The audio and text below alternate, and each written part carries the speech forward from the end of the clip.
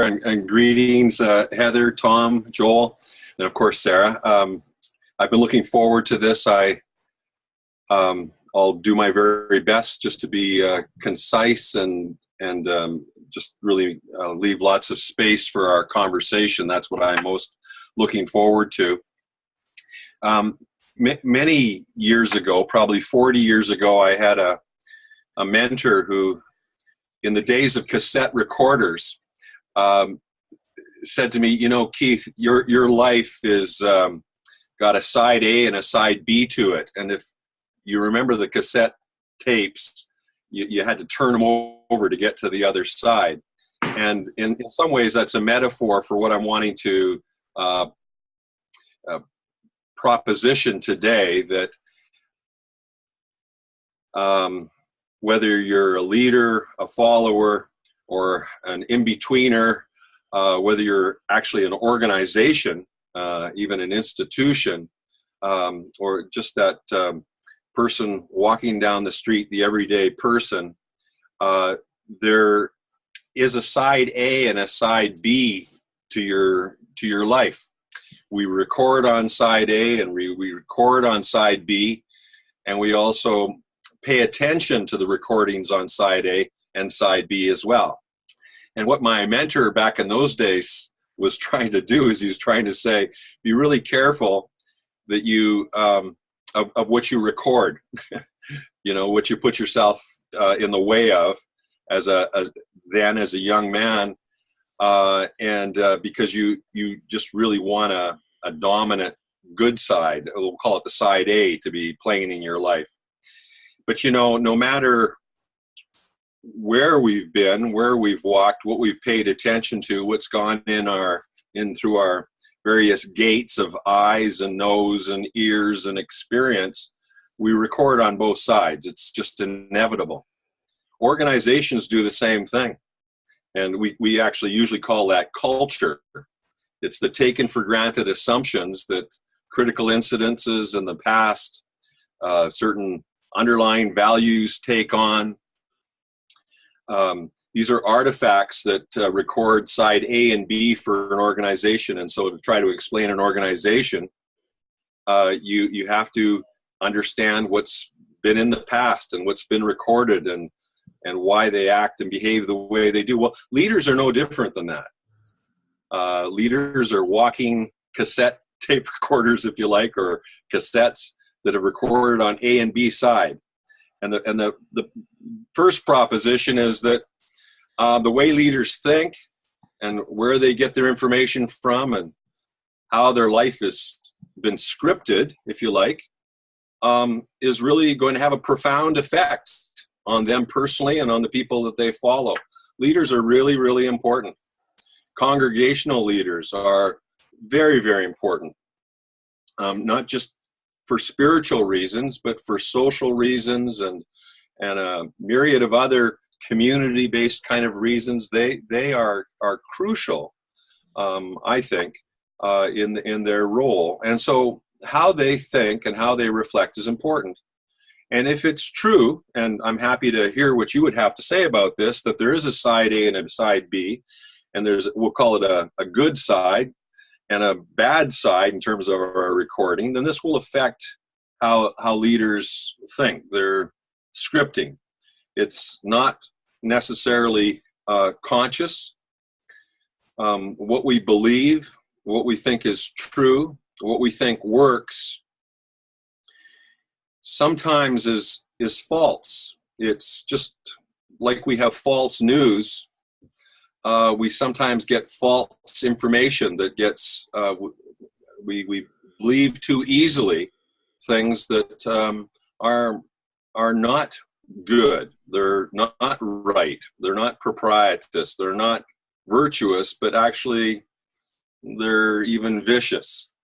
It's a walking civil war for a person or a leader as they're trying to sort out the various pieces that have gravitational pull in their lives.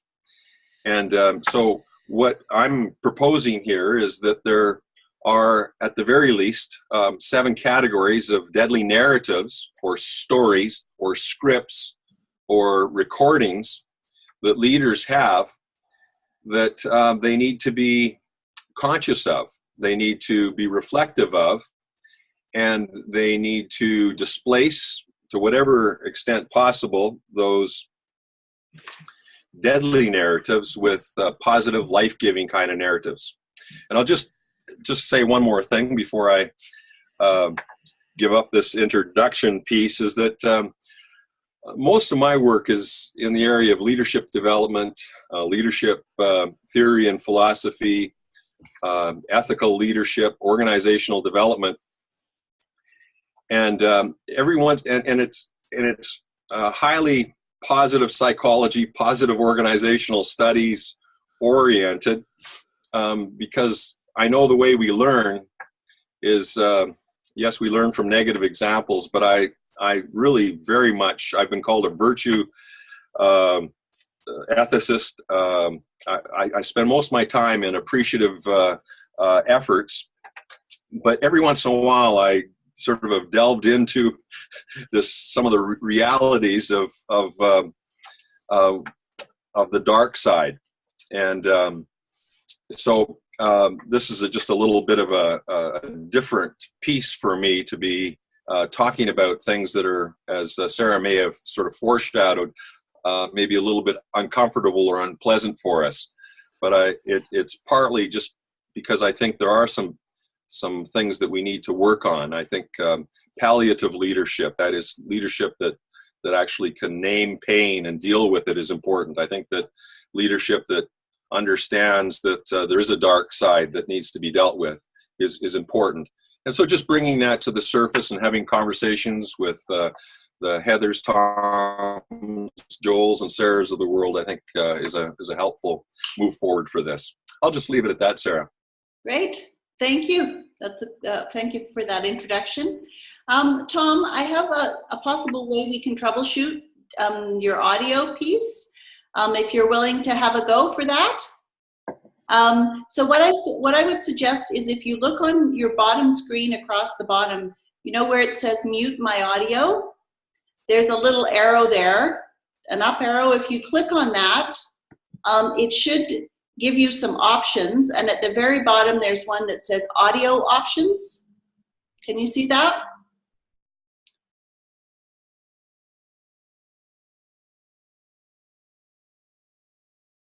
If you click on that, it's going to say kind of, there's something big in red, and then there's something in light blue that says test computer, mic, and speakers. And if you click on that, there should be some information about output levels and output volume, and there's a little kind of marker that you can move along. There's an opportunity to test speakers. I don't know if any of that might help to get your volume working. Are you seeing that, Tom?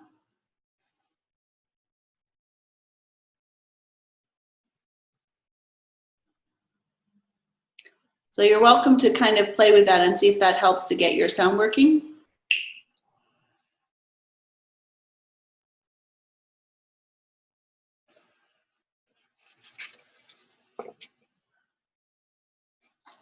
You want to test it there?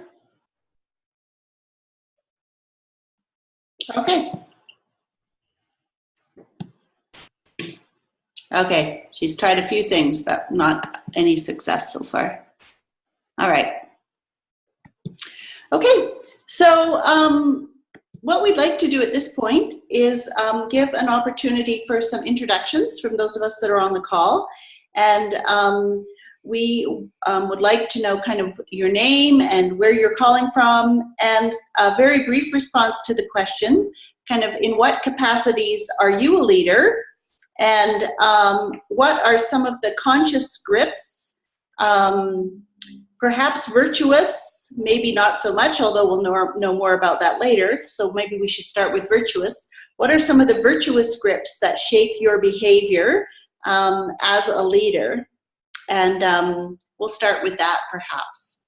And maybe I'll just start. My name is Sarah, and I know Heather. We've worked together in the past before.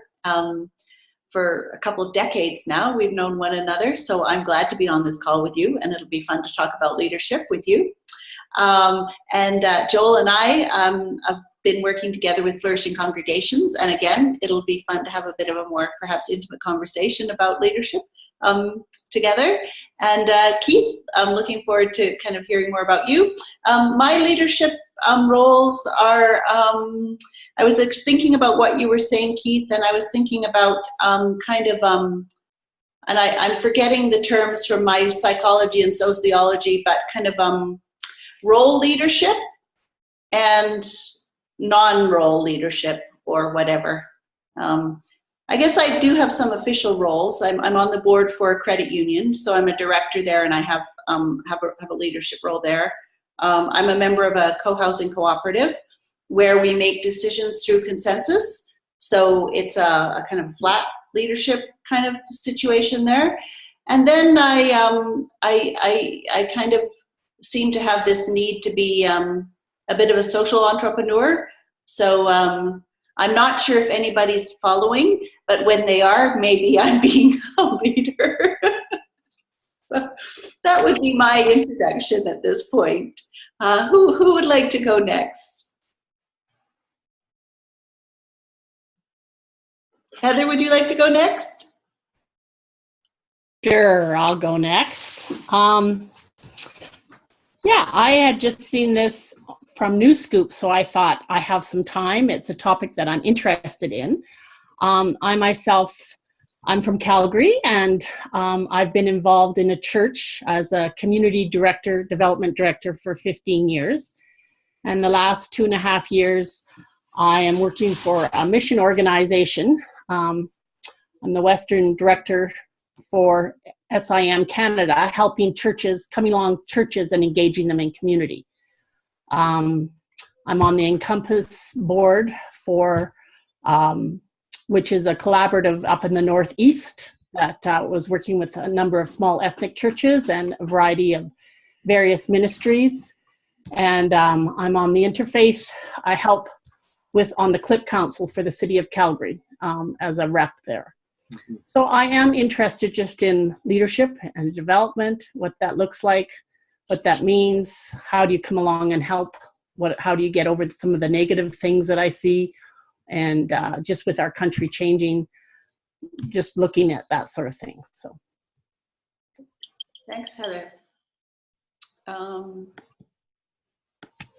Maybe I'll read what, I think you've all been able to see what Tom is offering, that Strategic Council works with charities, NGOs, and businesses and individuals to coach and mentor. He's helps to drive significant agendas for change and has served on various boards. Okay, great. Thank you, Tom. Hi, and I'm Joel Thiessen. Great to see you, Heather, and Tom, good to meet you here, and Keith and Sarah, great to see you again. I'm the director of the Flourishing Congregations Institute, also a sociology professor at Ambrose University in Calgary. And when I think of leadership stuff, I find myself in a number of different leadership positions, but to be candid, it's not really my natural propensity. I would be very happy just to follow people in all kinds of settings. And so by default, I suppose, I'm the leader of this institute, for example, and like other settings that I lead in, I tend to be sometimes the youngest in the group age-wise, and so I'm constantly just trying to learn from those that I'm, I'll say, leading within these settings, and I try to listen as best as I can, but discern as wisely as possible with the best information possible in trying to lead a group forward. So this institute would be one area. I serve in church leadership in a local congregation, served on church boards, and then kind of trivial things like playing a floor hockey league once a week and leading a team and coordinating kinds of things there. So it gives a different mix of people, contexts, and settings, and so I'm looking forward just to learning here from Keith, as I do on the ground in our institute's work, but in a more formal capacity here today. Great, thank you. One piece I'll just add into the conversation, I was reflecting on it this morning, and again, I'm just kind of remembering, and I'm thinking about kind kind of some of the Jungian models of psychology, which speak about at different kind of stages in our development, there's kind of a shadow work that people kind of do, where they become more aware perhaps of some of their kind of more darker, more broken places. And so I'm curious around whether this kind of conversation, you know, for those of us that are in second half of life, you know, we are perhaps more open to it, or it's in our face more. I don't know. I would be interested in your comments as you're speaking around that as a kind of, you know. So Joel, I'm not sure if you count to be in second half of life yet or not, but for those of us that are, you know, whether that's a piece. But okay, thank you everybody for your introductions, and Keith, I'll turn it back over to you. Yeah, thanks, Sarah. It's great to meet you. Good to see you again, Tom, and good to meet you, Heather and Joel. It's just a pleasure to actually work with you in your leadership role at the Flourishing Congregations Institute. You're more than a floor hockey player in your leadership. You're a great leader. Yeah, just maybe taking up Sarah's last point. I think there's been a lot of history that's taken up by psychologists and social psychologists in two aspects that she's talked about, as well as people in the area of spiritual theology, and even, you know, psychotherapy for sure, in terms of looking at true self and false self and persona, what we want people to see, defense mechanisms that we put on, always sort of trying to find this place of integrity where people are getting the real me and me trying to figure out who I am. There's so much of that that's going on all the time, because we do have all this mixed message stuff going on for us. Those of you that are familiar with Romans chapter 7 is sort of a prototypical examination of this civil war that we have as we're trying to work out who we are and then how we express ourselves to others. And then the other piece that Sarah raised was the generational aspect. And just last November, I was speaking to a group of people associated with a baby boomer conference here in Saskatchewan. And there is a fair bit of theory that came out in the 60s and 70s out of Joel's discipline of sociology. There's a fellow by the name of Morris Massey who suggested that we are today who we were when, and that a lot of our formation in terms of the way that we present ourselves in roles is very much dependent on who we were at certain times in our past history, what our roles were, what our relationships were. So there probably is something to the generational piece as well. Well, the 7 deadly sins have been around for a long time because people have been sort of trying to explain behavior. How is it, the typical question, that good people do really rotten things?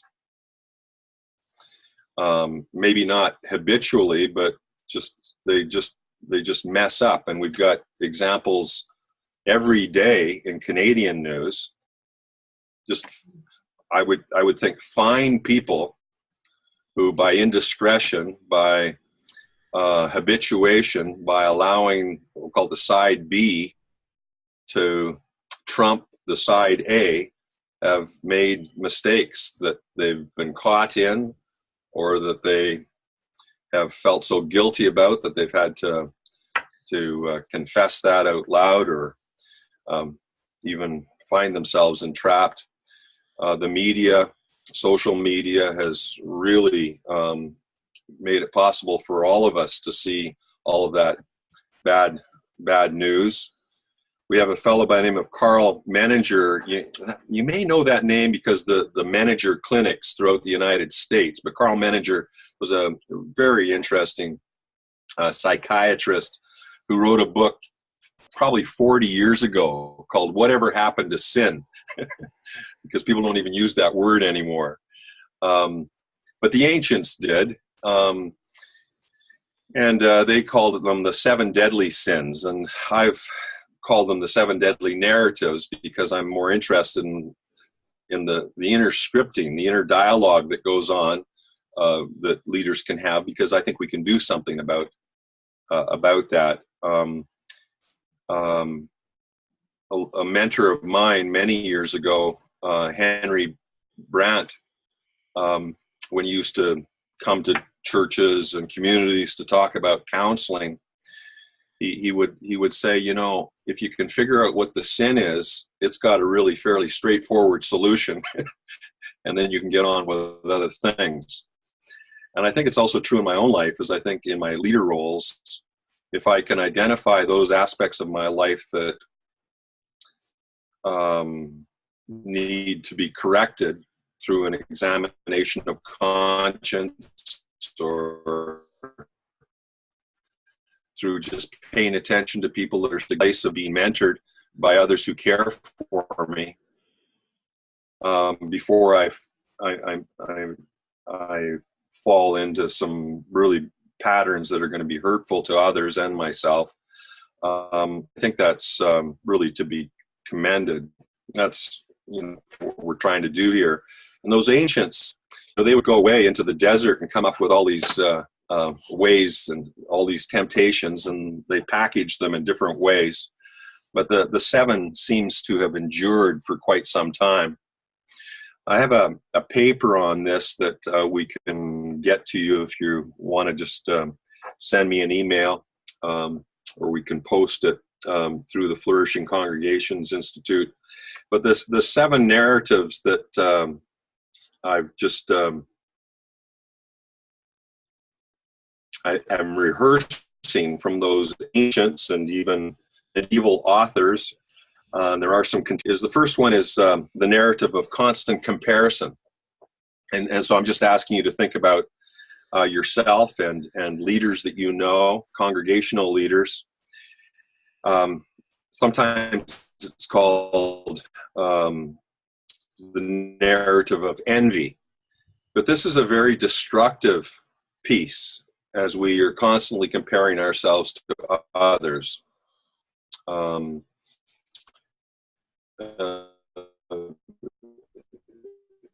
As opposed to change, to be better today than I was yesterday, but they're not meant to be comparing with one another. My church has this many people in it, we're doing this and so forth, and are comparing our own congregation, our own maturation, our own growth, our own decline with others. That becomes very problematic because it begins to tempt us into envy. And so one of the narratives is this constant comparison, deadly narrative, and it becomes almost so it becomes a pattern of thinking that displaces other good patterns. For example, celebrating others, just as an example. Another narrative is self-gratification. Why do we do the things that we're doing? And what happens when we insist to make one of our strongest values our own self-gratification? Well, the difficulty, of course, is that if we're going to emulate transformation leadership that's servant-like, putting self first, being the narcissist, being the person who thinks first of themselves and then others, gives way to ego over and against others. This becomes very, very difficult. And ultimately, the ancients called that lust. That there's this real sense of needing to satisfy myself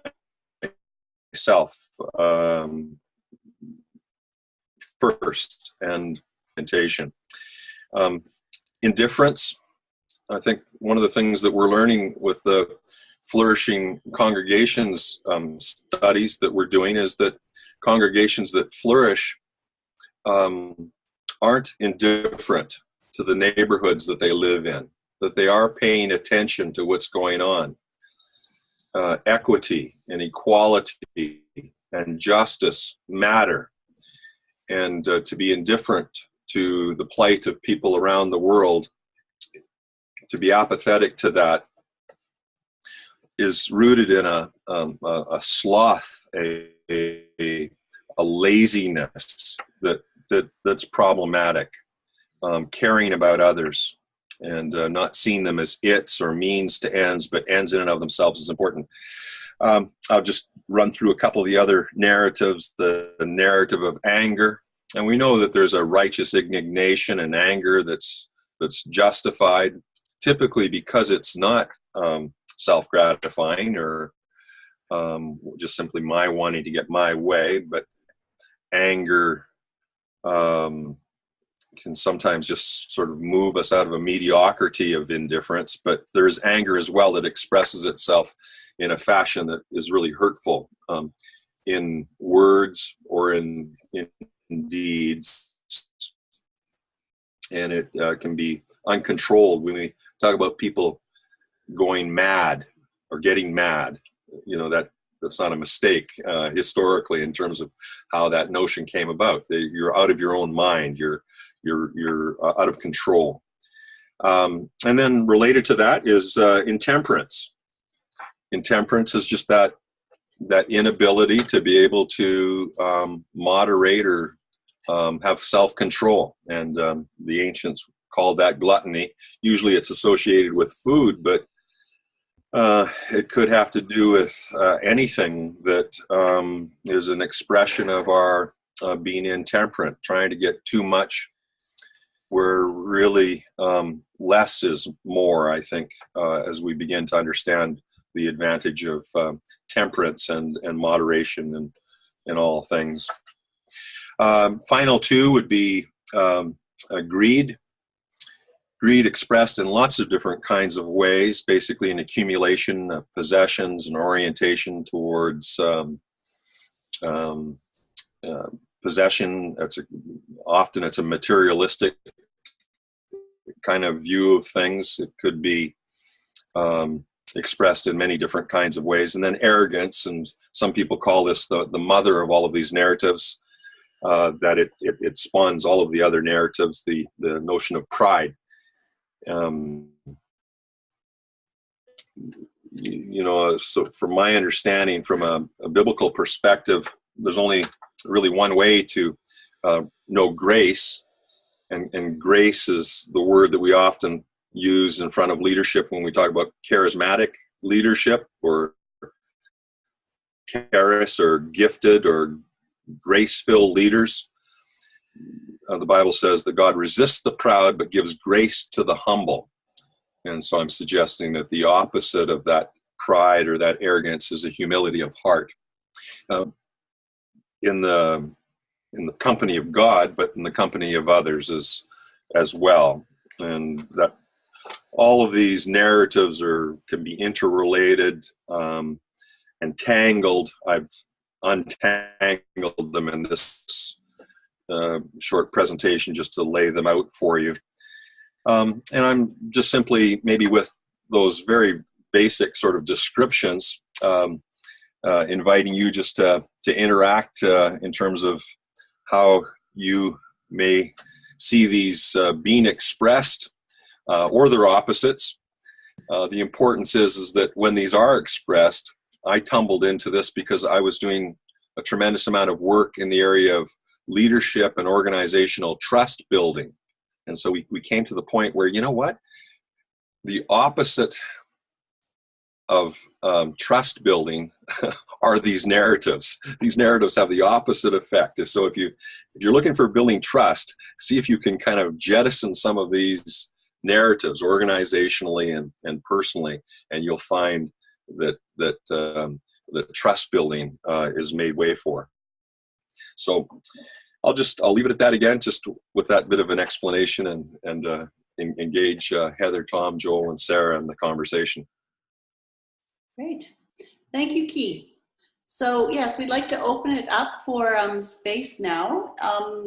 And I'd invite you to kind of reflect on what of these ideas are kind of capturing your attention, what are kind of jumping out at you, which ones are resonating. That would be good. That would be good. And I'm not sure where to feed. One of the ones that I think, seeing with even new immigrants coming in and looking at the whole greed one with our society and what's going on in the States and with America First. And just trying to wrestle with, dealing with all of that when you're working with the really poor. When I'm working with the poor and I see what our society values and the whole me first and all that stuff, how do you deal with that? Great, thank you. So just a sense of how some of these deadly narratives are actually kind of guiding narratives in our culture. Right. That's an excellent point. Thank you, Heather. Any other reflections or comments?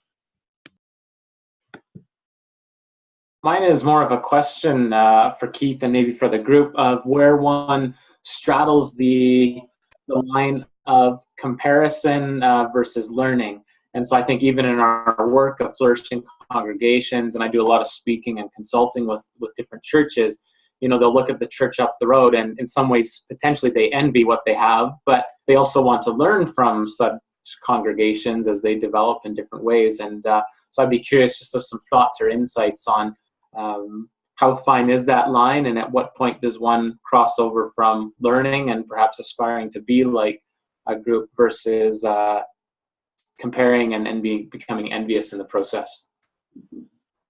Keith, would you like to speak to that a little bit? There. Yeah, I'll try. It's a great question. I think actually, Joel, what this does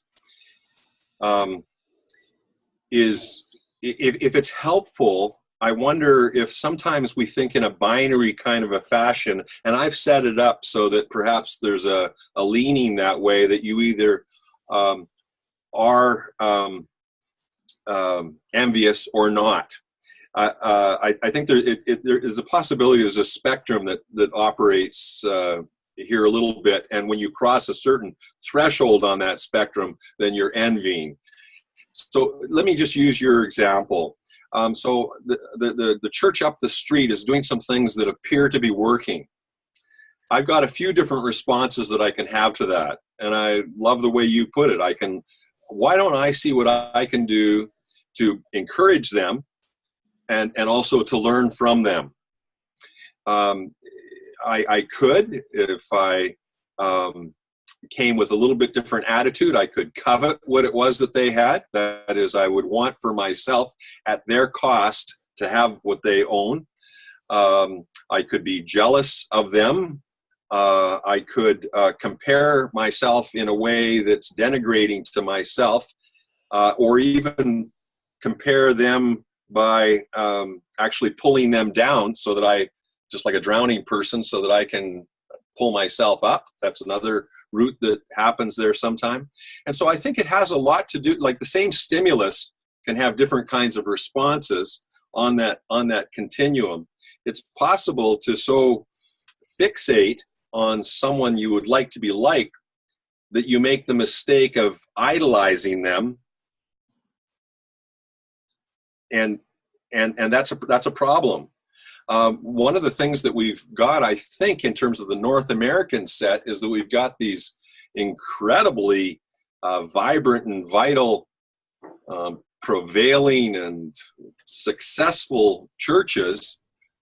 And rather than learning from them in terms of the principles that might be adapted to ourselves, we idolize them to the place, or envy them, compare ourselves to them, and try to emulate them in a way that that basically imitates.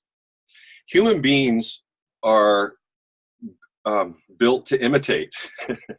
We are imitators, And we have this natural inclination to elevate things. It could be money. It could be people who would be great mentors, but they become models, but the models become idols. So we have lots of North American idols. And there's a line that's crossed into a constant comparison that moves us into envy and covetousness and idolatry that's really problematic.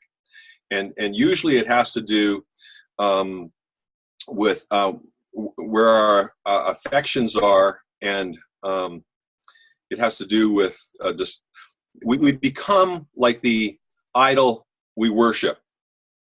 The things we worship, we become like them. And I would say to anyone, whether it was one of my students here at the university or anyone, be really careful when you choose your gods or your God. Nothing wrong with money. It's the love of it, or the envy of it, the covetousness of it that's a problem. So there's a line to be crossed there, and I think that's where we need to examine ourselves. To what extent, and one of the ways of examining that is, to what extent has it taken a hold of me? To what extent have I actually become obsessed with having what they have, rather than allowing myself to be who I am, or to have what I can properly earn? It's a tough one in terms of that, but I would always suggest that, because of the way we learn, one of the main ways we learn is by an analogy, or looking at other things that are just beyond us. And so learning from those who have gone before us, standing on, I think it was Isaac Newton says, I see further for standing on the shoulders of those who have gone before me. Mentorship is a missing link in churches and in the world today. We need excellent mentors and mentees who can learn from others without crossing the line of idolatry, covetousness, envy, or constant comparison. We live our own lives, and the way learning happens is in a scaffolded kind of a way. Lots of theorists that talk about zones of proximal distance, where we're trying incrementally to become better, and we're made for that. But when it means giving up who we are to become someone else, that's a problem. When we change up our gods, that's a problem. So I'd like to read some of Tom's comments here, just to make sure that he also has a voice in this conversation. And I'll read the second set of thoughtful comments you provided, Tom. At the core of the narrative is an absence in trust. In my context, many organizations and leaders carry a scarcity mentality rather than a posture of gratitude and generosity. There is also a measure of courage which comes with leading. Some may call it risk to do, yet I would offer that we often forego mission, vision, and purpose at the expense of self-preservation. I often offer a character or value set of confident humility, belief in our organizations and their purposes, and with the understanding that as important as what we do, nothing is ultimately about me. It comes back to courage and conviction. I'm thinking about Tom's comments about scarcity, and Heather's original comment about envy and envy and affluence. I mean, we do live in this strange world where we seem to be both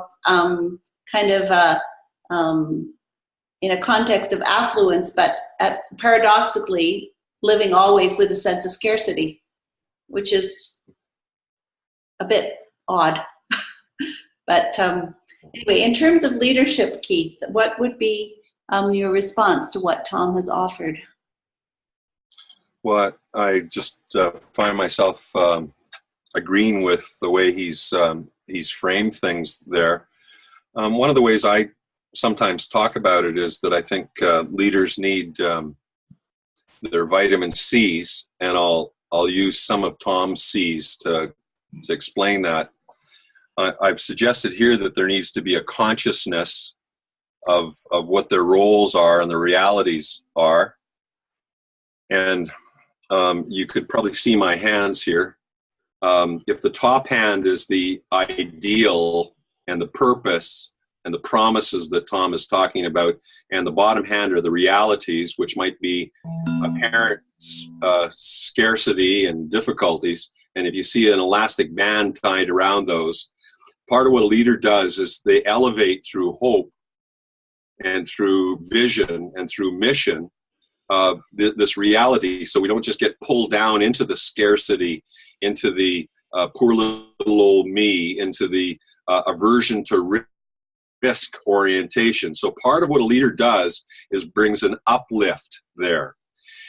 Max Dupree, a well-known Christian leader, says that the first thing a leader does is define reality, and the second thing a leader does is say thank you, which pulls in Tom's earlier points about gratitude, but also I think thankful, cheerful people tend to be generous as well. So I think a consciousness of realities is very, very important, but also realities that are pulled up by as the whys, the WHYs of things, but also the wow of things. That is, we are missing in leadership to a large extent childlike wonder of the incredible resource that we have in God and the resources that He's entrusted to us as stewards, and the seizing of opportunities. And so that those are realities. I think counterbalancing those realities that we need to be conscious of, first vitamin C, is just our own weaknesses, our own propensities, and I won't outline those any further, but I think those are in play here. There are always threats, there are always obstacles, and some of that obstacle piece is me, or the habits that this particular change adverse culture has developed, or the general society, as both Sarah and Heather have indicated. There are things that are embedded in our culture that aren't helpful. So consciousness of that. I think, secondly, leaders need to develop a competencies that, for example, Tom coming alongside organizations helps them with. And part of a big, another C, I suppose, but with competencies is the ability to have confidence. Fidence or fidelity means loyalty, self-loyalty, loyalty to purpose. To have particular competencies, to be able to know what needs are, to be able to define realities more clearly, to be able to act and behave in fashions that work, and so on. A third C is commitment. I think commitment to the character elements that Tom mentioned is absolutely vital. I think we need to, only 3% of Canadians have annual budgets. And I say in the moral world, we need to have a budget as well. And a budget, basically, if you have one, it tells you what your plan is for the way you're going to live out the rest of your year, the rest of your month. We need to have moral budgets as well. And so we need to make these commitments to the kind of virtues that Tom is talking about ahead of time. So they're pre-commitments. So I'm going to decide to be the opposite of envious. I'm going to be the opposite of lustful, the opposite of anger, the opposite of indifferent. I'm going to make a commitment to that before I actually am facing a situation that requires that commitment. And so leaders that wear on their shirt sleeves that it isn't a choice to be honest, to be a promise keeper, to be a person who is a person of integrity, a person who's willing to have an accountability to others and a transparency in their lives that allows them to be corrected and so forth. Those kind of commitments are really important. And the final one, I'll pick up a word that Tom mentioned there, is the word courage. So it's fine to be conscious, fine to have these competencies and to be committed. But then there's this really significant courage there's a great deal of work that's been done over the last 10 years, as Tom knows, in the area of enterprise risk for organizations and for leaders. And we need to really understand that risk and opportunity do require courage.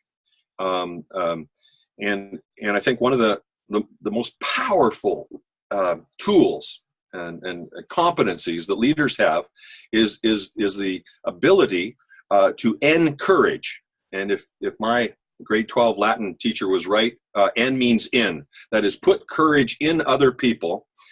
And if one of the things that a leader does, an adaptive leader does, is actually can read the situation, can know with others where you're wanting to go, and can help define a reality that says, there aren't clear ways forward. In other words, we don't even know what the problem is here, and we don't even know what the obstacles are here, and we're actually not even sure exactly where we're going. But together, with God's help, we're going to move step at a time. We're going to build the bridge as we walk on it together in faith, in reasonable kinds of ways, and that requires courage. It requires courage to say no to some things. It requires courage to say yes to other things. And I don't mean to be overly expressive of my resonance with what Tom has said, because I just really feel like he's hit the nail on the head with those comments. I'll leave it at that. Lovely, thank you. Any reactions and responses, things that are surfacing?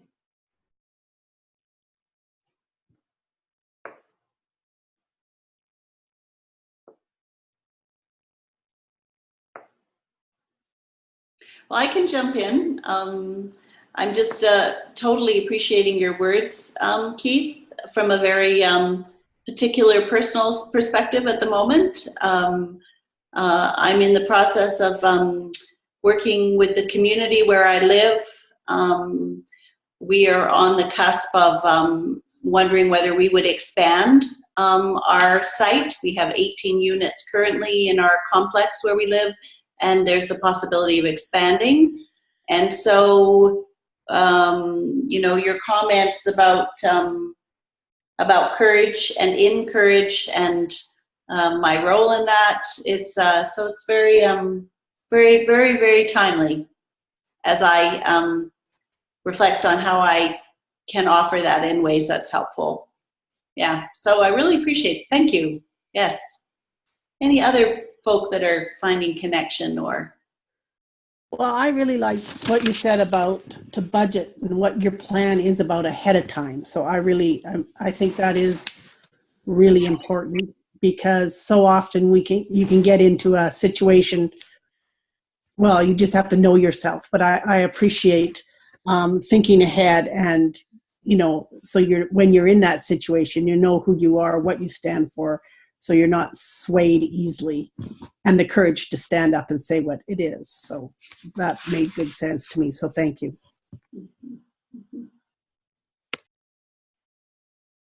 Maybe a follow-up question, Keith, and you can be as brief as you want with the time that remains. But leadership transition, how does both the individual or an organization possibly think about some of the things you've noted today as one leader exits the scene and another one enters the scene? Perhaps just some insights from your own learnings over the years and research and so forth. Well, that's a great question, Joel. Lots of different thoughts on that. We tend to have single leadership in mind when we're thinking about leadership transition.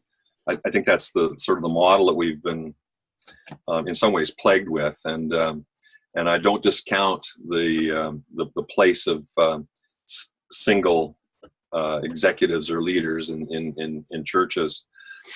but it does cause us some problems in the sense that it's by very definition, it's problematic. I mean, you aren't a leadership, Joel. You're a leader. And so the transition of leadership, the leadership is like, you're also not a relationship, you know? So leadership is actually the hyphen between leaders and constituents or followers. And so leadership transition, if we think about it, is actually not just about one person leaving and another person coming, you know, in a sort of a replacement mode, but it's actually about preparing a culture for a succession that might be different. And what's very interesting about that, and Tom and others I'm sure have experienced this, is that we sometimes look at the leader that is leaving and say, what did they do well and what didn't they do well? And now what we want to do is we want to, you know, provide a bit of the opposite. We had a detail person, now we need a visionary. We had a visionary, now we need more detail because the bank account needs to be balanced at the end of the month. Or, you know, yeah, there's better ways of saying that. But if we look at it, standing back a little bit and looking at the leadership culture, and look at the predominant narratives, both of that person, those persons, both negative and positive, and ask for two things. We want continuity, but we more than likely want change. And why not seize the opportunity for some change that really a new leader would bring? How are we going to add value here? And so the who is very important. And I just probably if I was advising someone that was in the middle of it, I would say, make it a plural question. Make it a collective question as opposed to just changing the person. The other thing that happens, I've experienced this now in churches where pastors are taking sabbaticals. Very interesting kind of an experience because in some ways it's a test drive for succession. But what happens sometimes is just people that kind of can sort of hold the fort while somebody's gone. And what I'm advising them to do is use this as an opportunity to assume the kinds of things that they were doing so that when they come back, they'll be able to add so much more value because they won't still be carrying on the things that they were once doing. And you're always wanting in an organization, just as today I want to be a better person than I was yesterday, and tomorrow I want to be a better person. Same with an organization. We're constantly wanting to be in continuous improvement mode or transcendence. We want to become more. I want to become more like Jesus today. I want to become more a better husband, a better father. All the time, I'm always thinking about that growth piece. And I think if we think about that collectively, as opposed to just filling gaps and finding the brilliant, orator or whatever, but look at it more broadly into a cultural base, because I don't hear that conversation happening very much. And I see, for example, the sabbatical example was just to simply say that sometimes when a person comes back from sabbatical, they're refreshed for at least a week, and then they're back to the same old thing. But I think that's a great opportunity for change, just as succession of board members, as succession of senior leaders, and in particular in a local pastor brings opportunities. I actually think that in a congregation, succession should happen every week as new people come.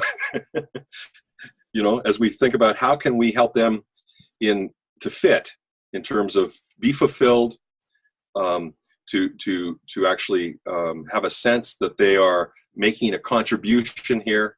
And I think it's actually the same thing. It's succession as well. So the mindset of actually looking at an adaptive community as opposed to just a replacing of a new person.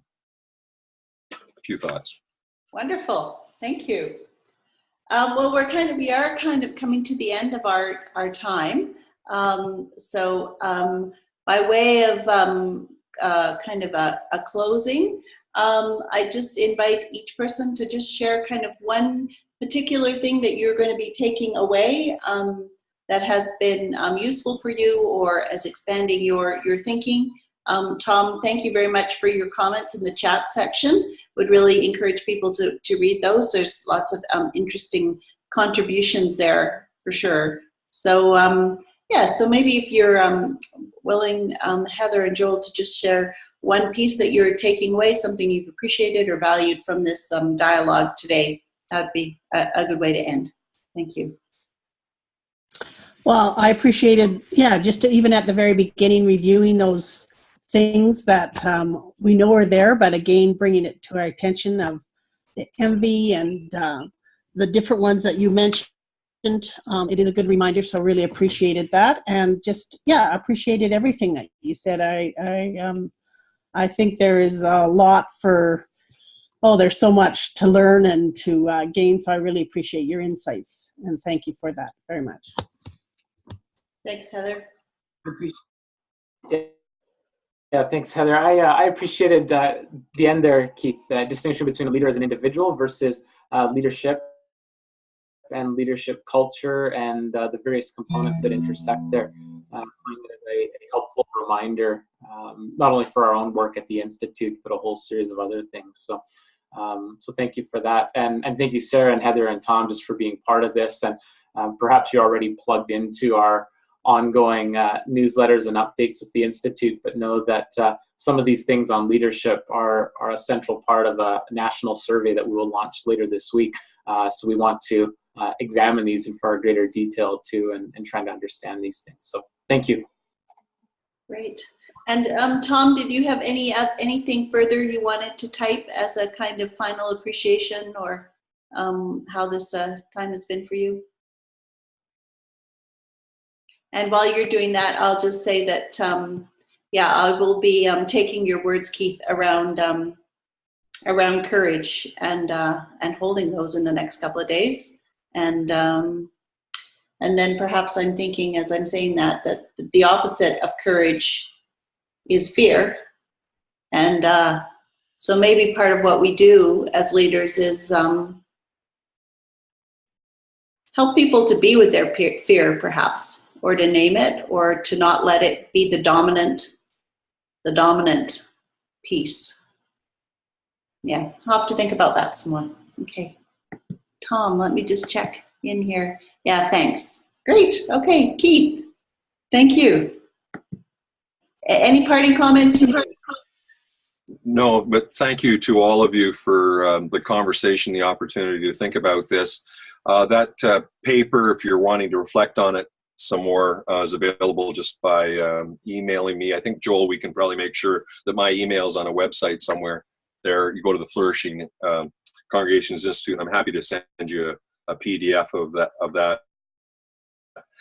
Sarah, your last comment, I think driving fear out of the workplace, driving fear out of other people's lives, coming alongside of people, and being strong with them is so very important, because people are fundamentally motivated by two things. One is truth, and that is the truth of their significance and their being made in the image and likeness of God, and that they are important, they are significant, and that's a truth. And fear is just the opposite of that sense that we're going to be rejected, we're going to fail, and it's not going to work. And I think leaders are huge mediators of telling people truth, encouraging them with the truth, emboldening them, coming alongside of them. So I think you've actually prescribed a very, very important function of leaders there. So thank you for that. My pleasure. Well, it's been lovely to spend this time with each of you, and thank you so much. And Keith, it's been fun to do this call with you and to learn from your experience and your ideas and your deep thinking about all of this. So thank you very much. And Joel, we'll be in touch. And for those of you that are on the call and perhaps haven't been before, there is one more of this series coming up. And Joel, I'm going to turn it to you because it's not top of mind right now. Yes, it is the beginning of May. I don't recall exactly offhand, but if you check our website, I want to say May the 7th. It might be a Monday there around 12 noon. And that'll be led by Arch Wong on the topic of discipleship, which is a central topic of interest to many churches and denominations. So looking forward to that conversation too. Yeah, and also I'll just do a pitch because I just got a promotion from you that you are doing as a live Flourishing Congregations workshop at Wild Rose United Church on February the 12th, is it? A Monday evening? Yes, that's right. Next Monday night, we'll be sharing some of the initial findings from our research institute on behalf of our team. So yes, that's next Monday, 7 o'clock, I believe, there. Right. Great. Okay. Thank you very much, everybody. We'll see you again soon, hopefully. Take care. Bye-bye.